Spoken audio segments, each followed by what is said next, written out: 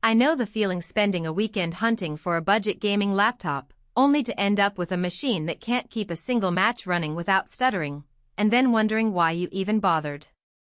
Those cheap alternatives often turn into regret because they look good on paper but crumble the minute you load a modern title or try to edit video on the go. So the question I keep hearing is, does the ASUS ROG Flow Z13 feel like a smarter buy? Or is it just another overpriced piece of hardware that will let you down when you need it most?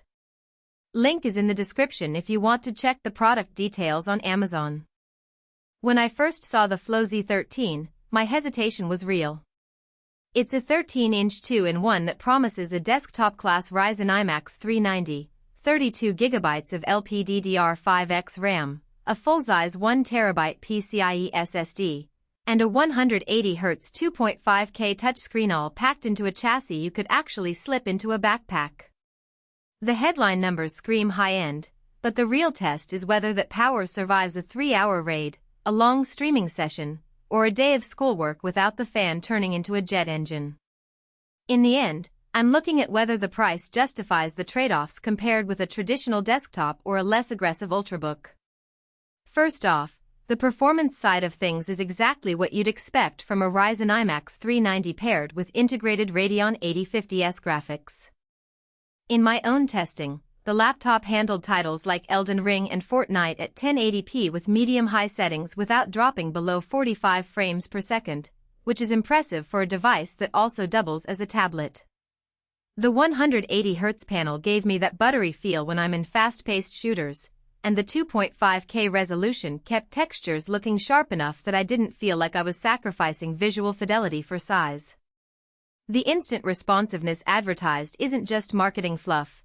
The Ryzen chip's AI-driven boost algorithm kept the CPU clock up during intense moments, meaning there was virtually no input lag when I switched between keyboard and touch input.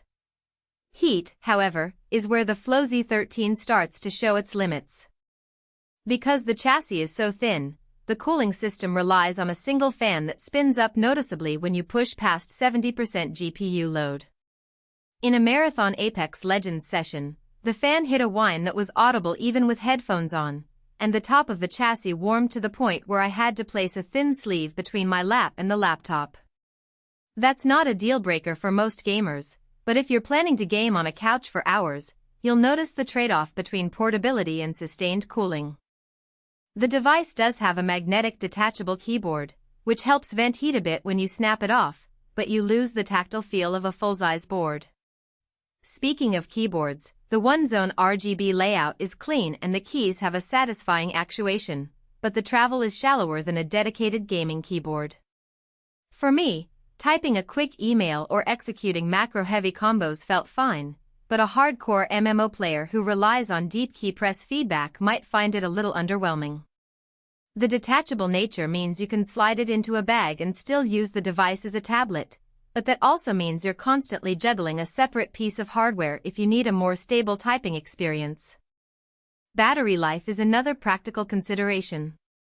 With a 65Wh pack, the Flow Z13 gives you roughly 45 hours of mixed-usage gaming for an hour, then browsing or streaming for the rest. That's decent for a device that packs a high refresh screen and a powerful CPU, yet it's nowhere near the all-day endurance you'd get from a conventional ultrabook.